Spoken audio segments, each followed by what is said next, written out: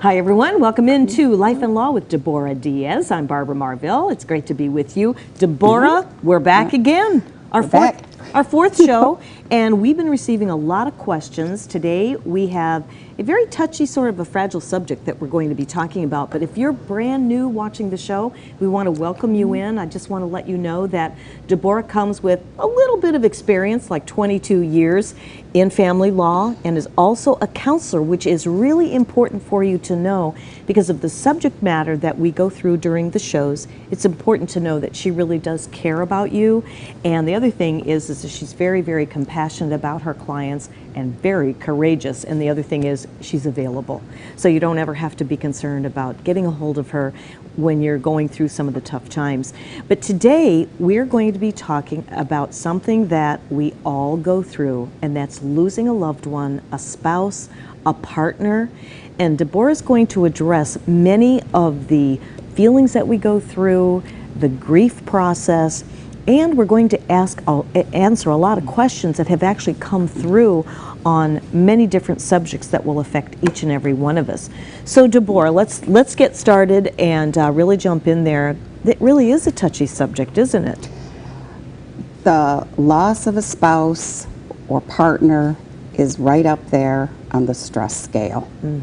And many people will have to go through this eventually or at some point, and some unexpectedly, and some in long-term relationships or short-term relationships. But the loss of your spouse, partner, is devastating. And I want to step back a little bit because you said counselor. I don't want any misconceptions. I joke because we say attorney and counselor at law.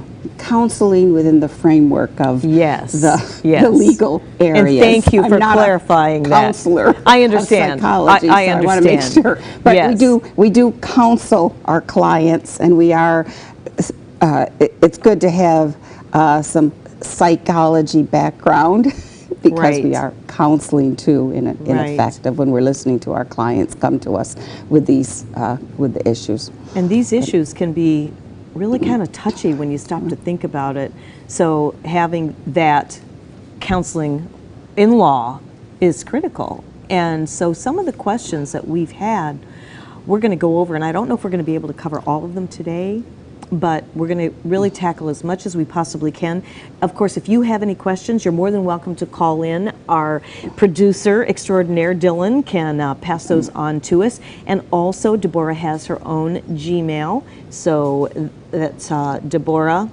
Life and Law with Deborah at gmail.com. So you can email Deborah even after the show or during the show, and anything that we don't cover this week, we'll cover next week because we'll try. We'll try. Weekly show. Yeah, we'll do. You really do. Give it your best. So one of the first things I wanted to say as we talk about the loss of a spouse, it's very important to take care of yourself and recognize that. It's very important to understand that it's a loss, and that there's going to be many, many different feelings. There's different stages, and there's many good books out there on that. I'm not replacing any of that. I'm just going to talk about some.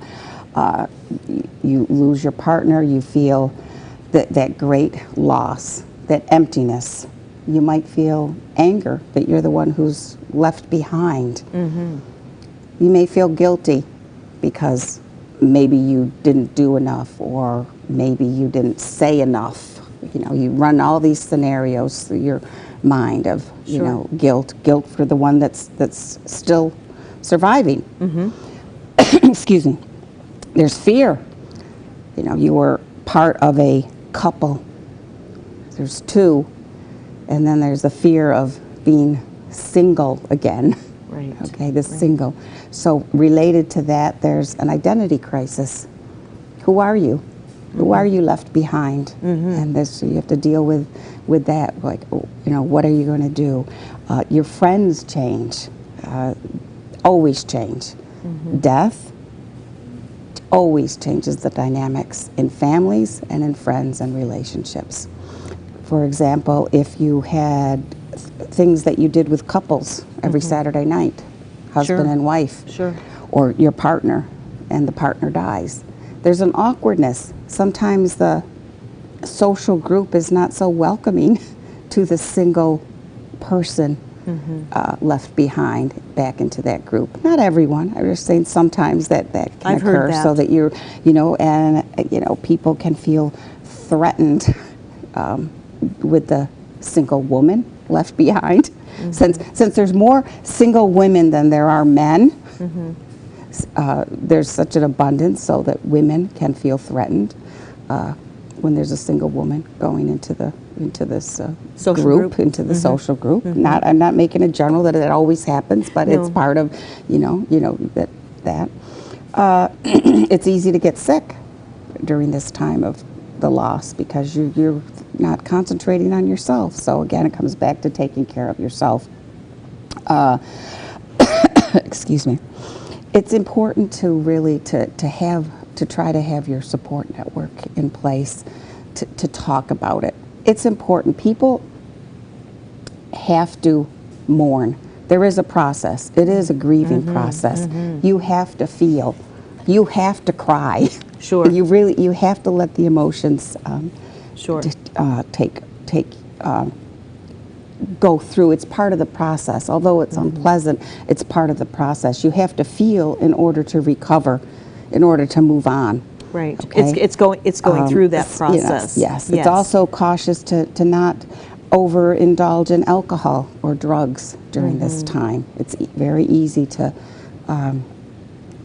drown your sorrows, drown your sadness in either drinking too much or trying to take drugs. Now they have their place. Sometimes people may need something, but it's not necessarily the answer because you do have to feel the pain in order to recover. And remember that pain is related to pleasure. This is my view, that if you weren't so happy, you wouldn't feel the pain upon Exactly. losing someone. Exactly. So that it goes hand in hand. And that makes a lot of sense. It really does. And it doesn't matter whether you've been with a partner for just a few years or a lot of years. And it doesn't matter whether you are expecting it. You get bad news and your partner may not have very much time. And even though you may be expecting it, it's a shock. Yes. No matter how you look at it. I think if the literature and that, I've read a lot on this. As you know, I lost my husband. Yes. It's 10 years in November of this year. Yes. And that memory of the person never goes away. It's okay though, and sometimes you feel guilty. It's okay to be happy. You recover from the death, and you can be happy, but you still feel the loss. Okay, I feel Sure. the loss every day. Sure. But it doesn't mean that I haven't gone on with my life and to be happy. Right. So Right. that's what people have to recognize. And that's really good inspiration for our viewers, that there is hope for a better tomorrow when you have gone through that loss. I have an experience that I've been with friends who have, and I can relate to everything you're saying thus far. So the first thing that you said coming right out of the gate with the show was take care of yourself. And that is really good advice. Because what happens is as we become caregivers, we can end up becoming the patient. And then that just, pushes us down, and it's so much harder to take. And one of the hardest times is, when the death is new, there's a lot of friends reaching out, and Sure. there's, you have that. But when it's 2 and 3 months away is when really the loneliness more sets in. It's that quiet time when all the friends aren't there, family may have gone away, and you're up at 3 o'clock in the morning because you can't sleep. And and I tell people, when I don't know what someone else is experiencing when they lose a partner, but I can tell them I know somewhat what they're feeling. So try to, so even though you don't know what people are going through, reach out. If someone's Of had a course. loss, reach out. It's okay sometimes just to say, hello, I'm thinking of you. Yes, yes. That's it. That's all you need. It can make or break a day for somebody. Yeah. And there's a lot of good support groups out there. There's online support groups. There's really good books to read. It's also, I wrote my husband a letter.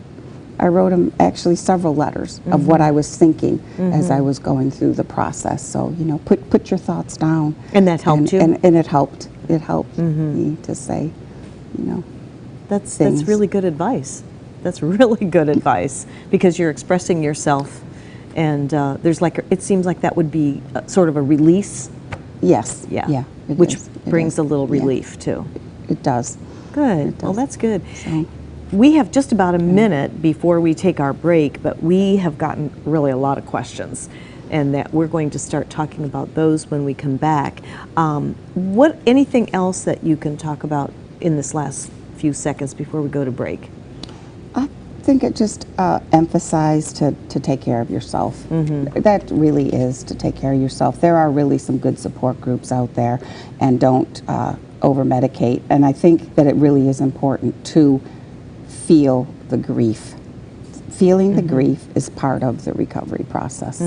Exactly. Okay, not masking it. Right. Okay, if people take medicine, and then if they just mask it for a year afterwards, they haven't mourned. Right. You have to mourn the loss Right. of your spouse. And I went through something with my mom. When I lost my mom, I thought I was doing okay. It was a year and a half later where I started having tummy issues from that. On that note, we're going to take a brief little time out. So our takeaway in this first segment is take care of yourself no matter what. We'll be right back.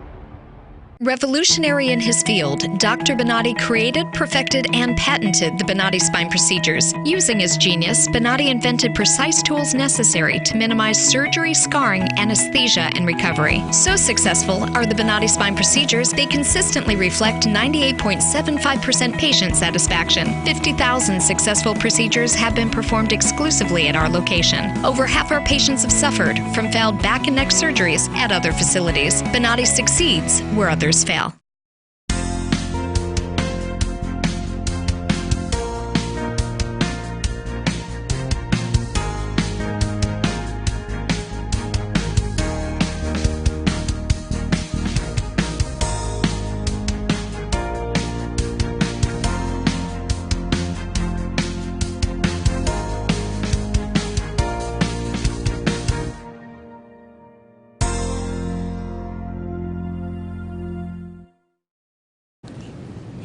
Hi, everyone. Welcome into Life and Law with Deborah Diaz. I'm Barbara Marville. Thanks for joining us. We've been talking about a very touchy subject, and that is about losing a spouse or a partner. And we've been talking about the grieving process and some of the things that you can expect, and it's okay to go through that grieving process.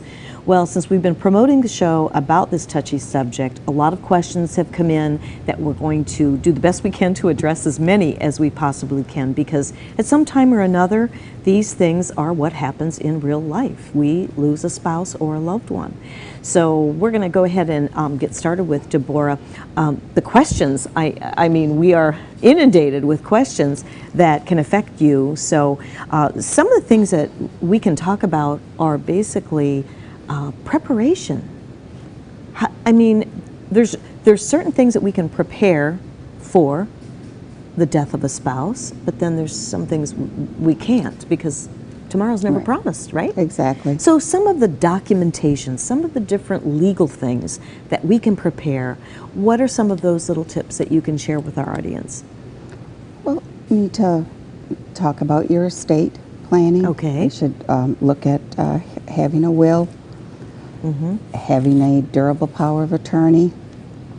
Now, a last will and testament is what is going to give your estate. Okay, so that's a legal document that deals with your estate. I don't want to go too quickly. Durable power of attorney is someone that you're giving someone the power to act over you if you become incapacitated. So this is before that. This is incapacity. You're still living, and you can do a power of attorney to give someone the power to act as if they can act. That can be very broad, so that they can do anything that you could do, or it can be limited for certain, just certain transactions. You can talk about having a healthcare surrogate. This is important. You want to have that so that if you're incapacitated in the hospital, someone else can talk to the doctors and the nurses.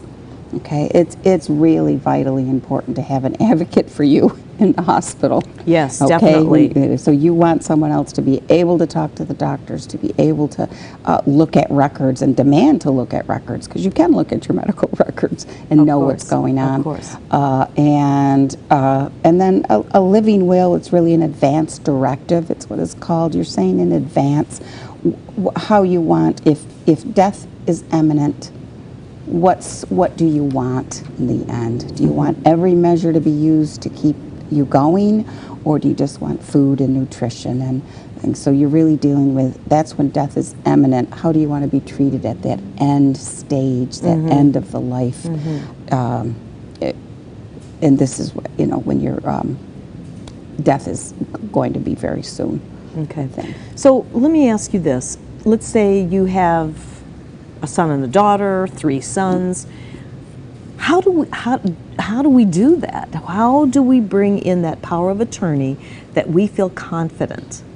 I know that's a loaded question. The power of attorney should be usually husband and wife. They'll name each other, and then they'll name an alternate, such as someone. But it has to be. It does not have to be the oldest child. Okay. A lot of people that say, was my next I've got to. They don't want to hurt someone's feeling. Right, no. right. As I'm counseling and talking to clients, it's someone that they trust that will carry out their wishes, not the person's that's been named wishes, but what you want. Yes. So when you're naming, you want your power of attorney to be following your wishes, and your healthcare surrogate to be doing, what you would want to do. Okay. That makes sense. So, and that might not always be the oldest child. Right. Okay? Right. It could be a friend. Could be your best friend. Sure. You can name whoever it is that you want to be your POA. Right. And it does not have to be a relative. Okay. And that's good to know, because some people don't have children. A lot of, and we see that, of course, in Florida a lot, where you don't have children and they're older and they're naming friends. But it should be someone, especially with the POA, because power of attorney is a very, very powerful document. We'll talk about more, I'm sure, in this show or later shows, but very powerful document that you definitely want to trust who it is, and that you don't necessarily going to hand that document to them when you execute it. It only when it's needed, because it has effect when executed. When signed in the formalities, So it's a very powerful document that you're naming someone to do anything that you can do. And do they need to be present with all this when They you don't, do that? they're not, no, the client is the one who makes the Okay. decisions. And then if you name, if I'm naming you POA, you don't have to be there. But I might tell you, Barbara, I've named you POA. You can find that document here, you know, in a certain place if you ever need it. Do you ever thing. find where somebody might not want to take that position? I'm just curious. Oh, we do have that, excuse me, have that discussion where you want to make sure that the POA wants that position. Right. Many times. I just had a case several weeks ago where there's, you know, the mother had named brother and sister, brother first, and the brother didn't want to have anything to do with it. Now, it would have been nice if he would have said that ahead of time. Apparently, the mother thought he wanted it or whatever, but Sure, didn't sure. want to, and so then we have to look, you know, hopefully if she had named someone that could be the POA. Sometimes people don't do that. Right. They don't have Sometimes an people don't alternate. want that responsibility. Right. You know, no Exactly. hard feelings or anything, but Well, you know, that's a because big part responsibility. of the responsibility. Let's say you have it's your mother and your mother falls, and she's in the hospital. She's had surgery. Let's say hip replacement. That's a common thing. Okay. Yeah. She's under anesthesia. She has a little dementia because of the anesthesia. Let's say, and so now someone's got to deal with where's she going for rehab. Who's gonna research the rehabs? Who's gonna deal with the people, and they want to get paid? Who's gonna do all the insurance stuff? And so it's all that. So it can be a lot of work. Yeah, exactly. It really can. So, you know, hopefully this information is coming out to you in a good way, and you can make some notes on it. And again, you can always get a hold of Deborah through her email, her Gmail account, and you can also call the show. We're here live and unrehearsed every Thursday at 4:30 Eastern Time. So, my goodness, all these questions. Where should we go next? You have the same guess- copy. Let's Yes. see. Where? Just pick one. Okay, what if a person doesn't have a will when they die? Where do they go after? What happens? If someone dies without a will, the state of Florida has actually written a statute. We have a statute that's Okay. going to follow a hierarchy. So if it's husband and wife and we have a surviving spouse, then the spouse is going to be next in line to inherit. And then there's going to be, if there's no spouse, then it's going to look to children. No children, we're going to look to siblings and or parents. So there's a hierarchy in the see. statute I see. that if there's no will, you're going to look and go down the line of that. You know, people say this, they don't, about a will. You know how many people, famous people, have died without a will? I was just, I can imagine. You know, I mean, one of the most is Bob Marley died without a will. Okay, and so and there was litigation for years afterwards about his estate and the recordings and everything. I can imagine. And here's someone you think that they should. I mean, Right, you know, right. die. Should know that you should be doing estate planning. Yes, yes, exactly. And I mean, I would think that gives a person better peace of mind when they do while they are still living. It's, you know, you have a will and you're laying out your wishes of how you want your property and possessions to be taken care of. Now, many times husband and wives, they own everything joint, or they've done that, and you know, they don't think that they need a will. But my philosophy is everyone needs a will, because you don't know, you might get an inheritance or something down the road that you didn't know about. So you want to make sure everything's covered. So everyone needs a will. Yes. It's not that, you know, expensive to, you know, to go and do some and get a will. This way you know that what you have is done exactly how you want it to be. And that can also be right down to the preparation for funeral Yes, arrangements. Exactly. I always recommend that clients look at that and do their burial instructions, Yes. that they're written down. Yes. Give the gift to your family. It is. Take care of your arrangements. Yes. Decide what it Yes. is what you want to do, and have your wishes taken, carried out. Well, it takes, You know. it's stressful enough and mind-boggling enough when you lose a loved one. But then when you have to try to figure out what to do, that's even more And mind-boggling. make those decisions, and it's a very, Yes. very traumatic, traumatic time. Exactly. Traumatic So time.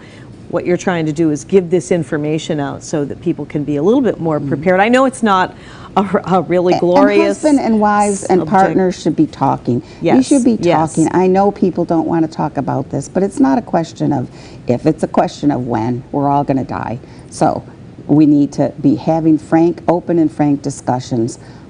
What do you want? Yes. Okay, what do you Yes. want? Do you want a celebration of life service or not?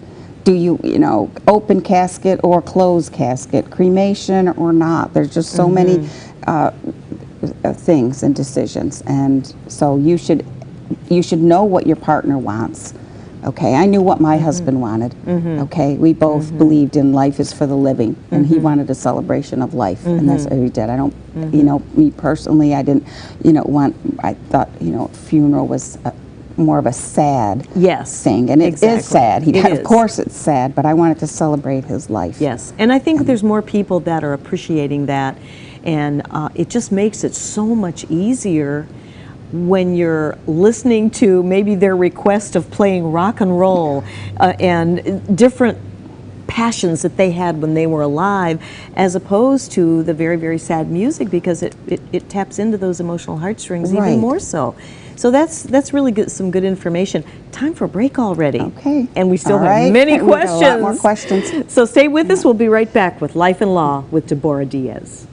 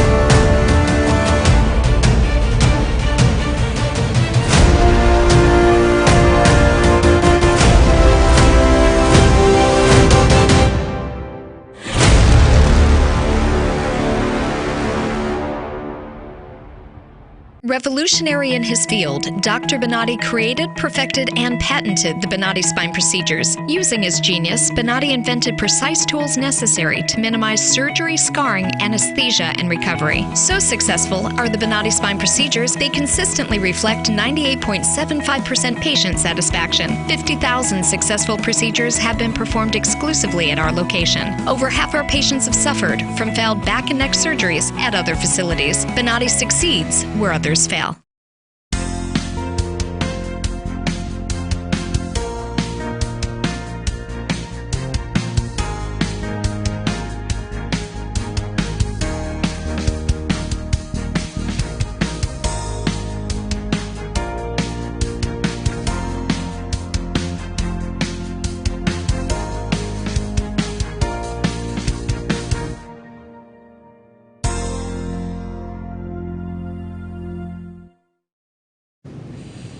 And good evening, everyone. Welcome into Life and Law with Deborah Diaz. We're covering a lot of subject matter here today on the death of the spouse, your estate, your will, and so much more. In fact, we have a plethora of questions here to cover. So we'll jump right in, Deborah. I just pick one here. We talked about needing a will, that is necessary. And what makes up my estate? Can you give us an idea on that? Your estate is going to be whatever you own that you may have not already transferred in another way or devised. Okay. Title to someone else. All right, such as property so you may have bank accounts.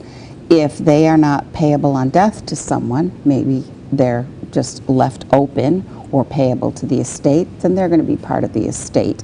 If you own property, and say you and your spouse own property, and then your spouse died, you're left with it, your estate's going to be that unless you've transferred that somehow. So your estate is all of your belongings and possessions if you've not otherwise titled them in another way, meaning stock accounts, certificates of deposits, some IRAs. If you haven't named beneficiaries, then they're going to be part of your estate. Good information. Okay, that's good. So those are the main things as far as naming someone as that beneficiary, which it obviously goes in the will. But what about the banks? Do they have that clause? I mean, it's been so long since we opened our accounts. I know banks, and really, when I'm meeting with clients, I'm always counseling them to go to the bank, because you may have opened the account 20 years ago, 10 years ago, even last year, and you probably forgot what you signed at the time. I have want to know, how did you, what did you sign as to what happens to the account? And there's many different forms. You can put payable on death to. So it's a payable on death account. So that person doesn't have any rights over your account while they're living, but on your death, if there's $5,000 in there and it's a payable on death account, then that $5,000, if it says payable on death to John Doe gets it. Gotcha. Now, it could say payable on death to my estate. And then it has to go through that. If it's to your estate, then it has to go through the probate process. Okay. Okay, so it's really important to know how you've titled accounts and what you've done in the initial opening. So title the accounts. We don't think of these things because, we're opening up accounts, we're getting married, and we're thinking we're going to live forever. Accounts. We right? move, we forget about accounts. Banks merge and buy other banks, and everything's going on. Sometimes you forget about accounts. So it's a good idea to really stay on task with it. Yeah, I review it. Yeah. Okay. Well, that's good. Thank you. Let's see. What if I have a will? But I moved to Florida from another state. Is my will still valid? Most likely, yes. Okay. Yes, it should still be valid. Okay. But you want to say yes, but again, Florida has some specific requirements as how a will should be executed. Okay. So it is a good idea. Think about it. It's your estate. It's a good idea to have a consultation with an attorney, bring your will, and have it looked at. There you go. And if it's valid, fine. Most likely it will be.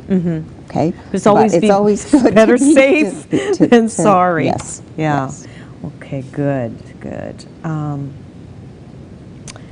I don't think we covered this one. Some of the named beneficiaries in my will have passed on. Is my will still valid? Yes. Yes. The quick answer is That's a yes. quickie. The Good. beneficiaries, because many times there's named beneficiaries in a will, and the beneficiaries die, and maybe the person hasn't changed the will. The will is still valid. It's just what happens. What was the alternate planning to those beneficiaries? I'll give you a case in point. So say mom leaves $10,000 to her son, but her son died. Okay, so mom dies, son died, never change. Okay, so if son was married, then his beneficiary, depending on what his will says, unless there's some other directive in the will, then it's going to go however he named to who gets his estate. I see. Now maybe mom didn't want wife to get the $10,000. Right, right. Okay, so one of the things you do, and we're having these discussions with clients, is when you're naming beneficiaries, what do you want to happen if that beneficiary dies? Do you want the gift to go to whoever they've named, or do you want the gift to lapse? And lapse means it's gone. And is there No, a it lapse doesn't go. time, or does it No. lapse immediately? It lapses immediately. Okay. Means if the person is gone, the gift to that person is gone too. So then does that go to probate? That It's 10,000? going to go, depending on what that person's yeah. will said. I see. It's just that you have made sure that your wishes are carried out see. regarding what happened to the specific, your beneficiary. Right. It's just really know your beneficiaries. This is a common scenario Yeah. in when you're leaving money to children, with divorces and things that happen. Is know what you want to happen. In the alternative, if your beneficiary dies, what do you want to happen? Maybe you're okay with that person's that you named as beneficiary receiving it, but maybe you're not. It's just to be, the whole idea is to be fully informed with information and know what it is that you're doing with your assets. Right. And because there's so many different cases of dementia and diseases out there where you just can't focus on that, or maybe and years have gone by, long time after the will was put into place and executed, that these are things that are kind of like oversights in a way. It can be. Yeah. It can be Yeah. oversights. Yeah. Definitely So people don't think about it. It's good to have a review, just like Oh, yeah. at the end of, the beginning of the year or the end of the year. Do it on December 31st or January 1st. There you or go. have a in place to review. I mean, Yes. there's a lot of things that should be done on a yearly basis, and one of them is just to look at your documents in place to make sure that they still carry out your wishes very good. And know where they are. and know where they are.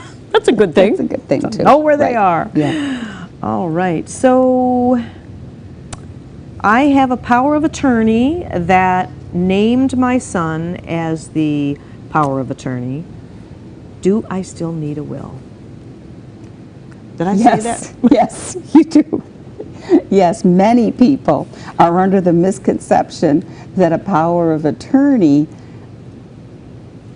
acts like a will or can do the things. Many times we get calls that say, my mother died, but I have POA and I'm going to do this, this, and this. Well, no, you're not, because what happens is when the person dies that gave you the power of attorney, the power of attorney is extinguished. It no longer exists. You have no power anymore. The power comes through, if there's a probate process, comes through the courts when someone's named as the executor or personal representative of the estate. Very Okay, interesting. and I know this is, a common thing. People say, I have a POA and I can do this and I can do that. They have no power if the person that gave it to them died. Oh, okay. That's some good information. Goodness. So, okay, let's get the best definition of probate. What is probate? Excuse me. Probate is the court process by which your wishes are carried out from your will. So you've named a will, you've executed a will, your will is filed with the court, a petition for administration is filed with the court to open up this probate process, and then the executor, its personal representative is the term in Florida, was named, and that's the person that is going to carry out what you said you wanted in the will, okay? Take an inventory of your estate, pay the bills, do all the things necessary with an estate, and they're issued what's called letters of administration by the court, which gives them the authority. So let's say someone was left $5,000, and the $5,000 is going through probate to the estate. The bank's not going to do anything with that $5,000 until they see the letters of administration show to them that gives the personal representative authority. Then they will transfer the money to the probate estate account of that person's estate. But before that, they can't do anything without authority. Okay. So basically, if everything is in place, the will and everything is the perfect scenario, right? What just time frame? Because I haven't really dealt with this in a long time down here in Florida, and I know that's Really, a little. I'm not holding you to anything. That I would really never do depends that. On, The case. It depends on the size of the estate. And the bills that have to be taken care of, you have to okay. take care of creditors. Sure. So it really is a process that Yeah. can take up to, you hope it's going to be done in less than a year, let's say. I see. But That makes yeah. sense. All right. Well, my goodness, we're going through here. I still don't think we're going to be able to get all the questions in, but we thank you for sending them to Deborah and everything. We're going to take a brief little time out. When we come back, we're going to try to get to some more of them, and you're always welcome to call or email Deborah right here on the show. And if we miss them for this show, we'll pick up with them next week. week's show. All right. We'll be right back.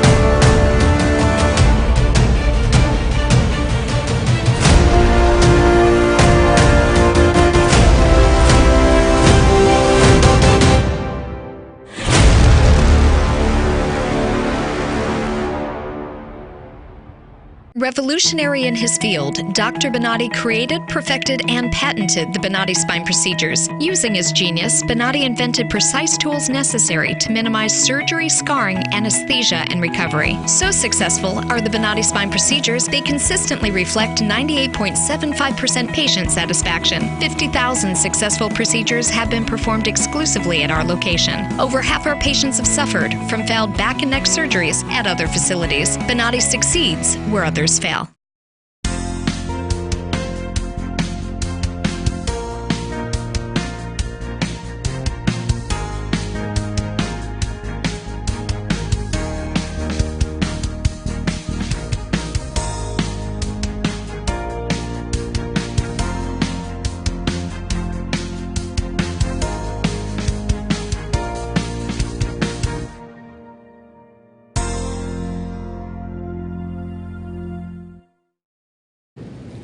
Hi everyone, welcome back into Life and Law with Deborah Diaz. I'm Barbara Marvel. Thanks for joining us. I just wanted to make sure that you have her website, DeborahDiazLaw.com. We were just talking during the break that you do some really nice articles in there that are very, very informative. So check that out. A lot more information on my website. Absolutely. So what we're going to do is a little shift because we still have so many questions here that we'll be covering next week. So this will be continued. But in the meantime, you happen to have a list of tips that you want to share. Yeah, I like to close out and say some like my top 10 or 12 or so estate planning tips. Okay. And we touched upon it a little bit. One of the first things is that everyone needs a will. So I'm just going to repeat that again. Even if you think you don't, you do. Okay. So everyone needs a will. So I agree. Be looking at that, be talking about that. That's number one. Number two is to choose your personal representative wisely. That is, in personal representative, other states use executor. Florida uses PR, personal representative. Again, that is somebody that's going to deal with the court process and handle your estate, do an inventory, and carry out your wishes. Okay. So you want that person, again, to be someone that you know is going to carry out your wishes and be trustworthy and dependable and wants to do it. Okay, because it can be a lot of work depending on the size of the estate, but and it doesn't have to be your oldest child. It doesn't have to be your youngest child. It could be someone. In Florida, we have some specific requirements. They have to be, if it's not a relative, it has to be a resident. The person has to be a resident of Florida, and it can't be a felon and have some other things in their background. Right. But you want somebody that you can trust. So I always say, choose your personal representative wisely. Yes, Okay? for Because starters, as with for sure. everything, yes. Okay. Another thing, we're going to talk about trust next week, so I'm going to leave that subject. We're going to Okay. go into the some differences and things and trust and how it's different than probate. So I won't cover that tip. One of the things I talk to my clients is consider passing on assets before you die. Sometimes people are, first of all, you want to know if the people that you're going to give this stuff to, they want it. Okay, I'm finding more and more as I talk to clients that my clients' children don't want their stuff. Okay? You know They- what? they don't want the I can't even collections. comment, but I hear. They don't want the good No, dishes. no. They don't, I mean, and I know it's really hurtful and people I know. think that they've had it. But we're know. also going into this realm where people are going into smaller and smaller and tiny houses and tiny apartments.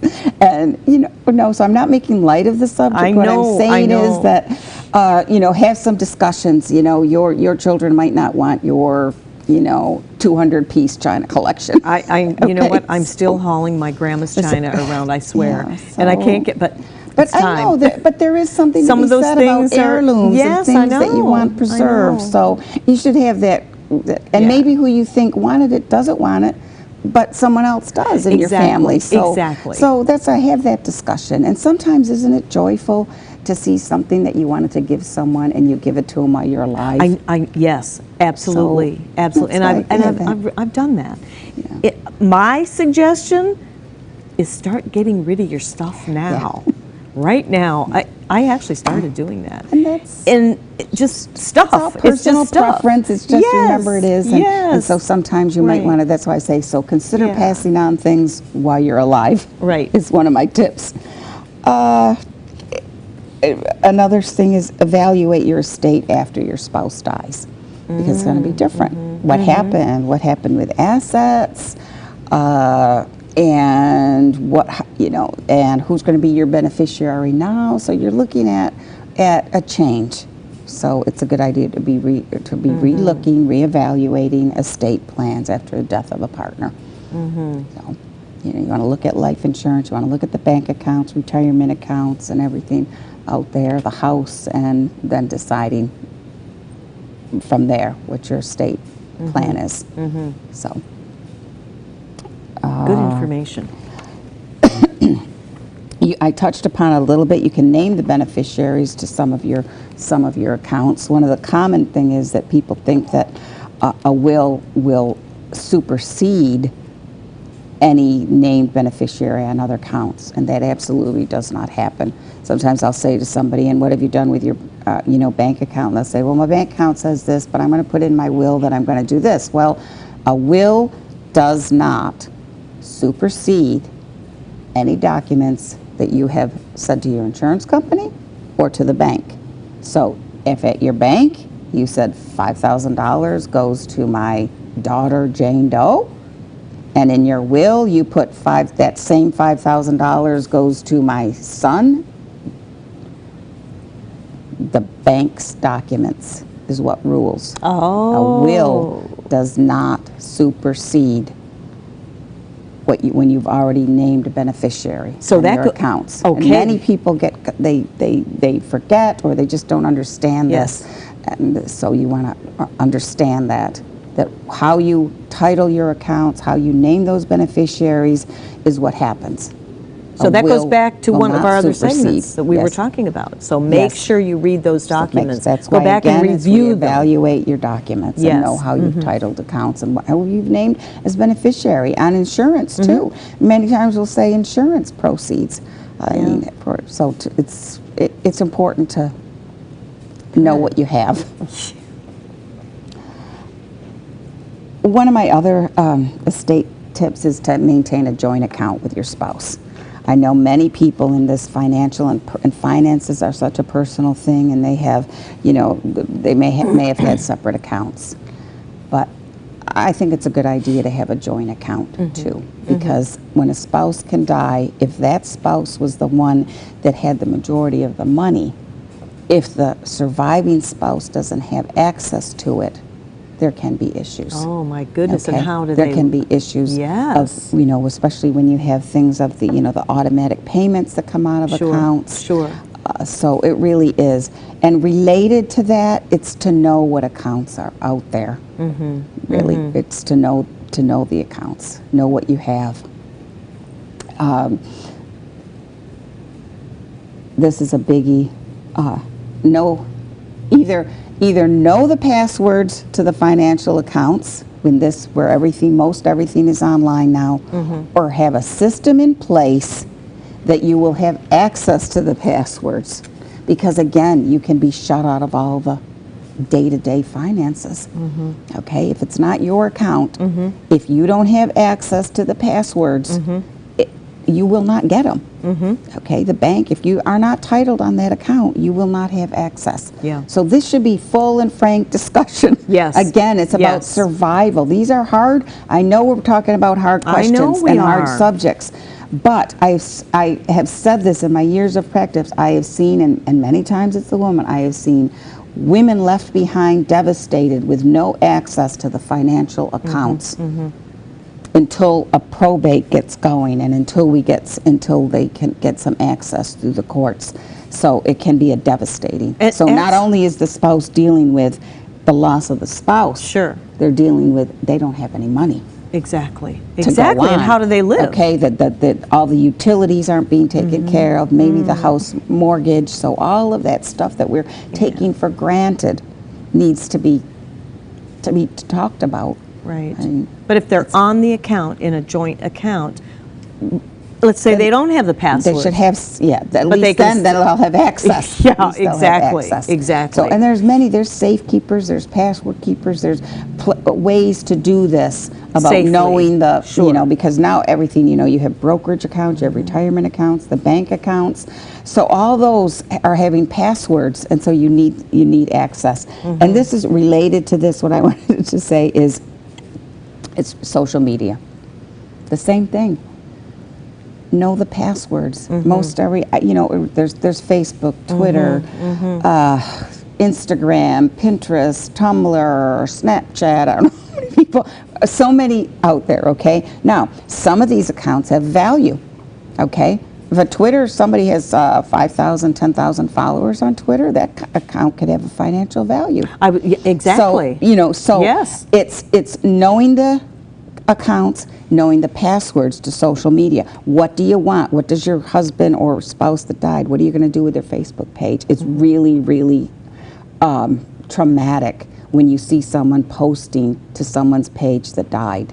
Yes. And there's yes. things they have. Facebook has things in place, Yahoo, Google, they have things in place where you can do some estate planning with your account as to administrator that can be named to take care That's of right. the accounts. That's and you right. want to have that. Yes. It really is Yes. devastating to see posts being made to someone's page that's died. And, you know, Facebook allows some memorial pages and some different. So it's knowing this, since we're talking, the social media is Sure. so prevalent, it's Sure. knowing about the accounts and what should happen. And can be integrated with business. So Yes, if a husband and wife especially has if a it's business that business. relies on social media, it Could be devastating Oh, to my the goodness, business. It could absolutely. be devastating Thank to the you so much business. for mentioning So that that. should be part of the overall estate and business succession planning when Yes, you're when you're yes. thinking about this. Again, I know people don't want to think about this, but it happens. You really need to. Well, Yeah. we have just 1 minute remaining. Gosh, Deborah, I have learned so much in the last 4 weeks. Good. Co-hosting the show with you that, I mean, my mind is like really spinning, but this is really good, easy information to understand. So That's what we're trying to do here. this show today is going to be continued because there is so much subject matter here, and we'll probably have more questions coming in to add to the ones that we haven't been able to cover today. But not to fear, we will cover them. We'll be back. Make sure you tune in next week. Write Deborah. Write me if you want. We're both on Facebook. And we'll Feel try free to get to all the questions. Yeah, we really will. This is so informative. Thank you so much, Deborah. You're welcome. It's a pleasure. Thank you for being Thank out you there. for watching. We'll see you next week.